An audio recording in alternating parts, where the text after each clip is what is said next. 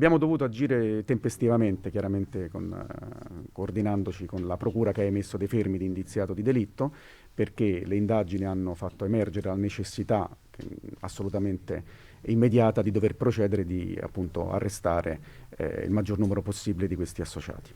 E proprio per un reale pericolo di fuga dei malviventi verso altri paesi europei è stato organizzato un vero e proprio blitz dagli uomini della squadra mobile di Vicenza, che hanno così stroncato un'organizzazione criminale internazionale di sfruttamento della prostituzione.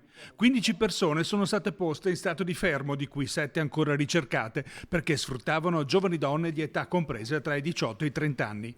Le vittime agganciate in Romania con promesse ingannevoli, una volta giunte a Vicenza, venivano invece obbligate a prostituirsi a ritmi frenetici quotidiani, con la minaccia di ritorsioni anche sulle famiglie di origine. I reati contestati oggi, in cui non abbiamo solo lo sfruttamento o la prostituzione, ma abbiamo l'associazione a delinquere, il che ovviamente fa capire che sono reati molto più gravi, volto allo sfruttamento o alla prostituzione e alla tratta di queste persone, ha comportato evidentemente tutta un'attività di carattere investigativo e di carattere con tutto quello che prevede il codice, quindi intercettazioni di carattere ambientale, telefonico, appostamenti, pedinamenti, è tutta un'attività che nasce proprio, lo ricordavo prima, proprio durante il Covid. E proprio il lockdown totale a seguito della pandemia ha caratterizzato l'attività della banda criminale.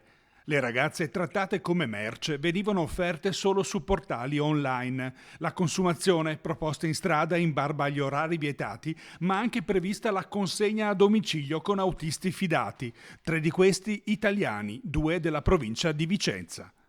In vista del 25 novembre la Mobile di Vicenza ci ha fatto un bel regalo con un'operazione contro lo sfruttamento della prostituzione che oggi assume anche un valore simbolico. Così il presidente della Regione Veneto, Luca Zaia, ha voluto complimentarsi con la polizia per l'esito dell'operazione alla vigilia della giornata mondiale contro la violenza sulle donne.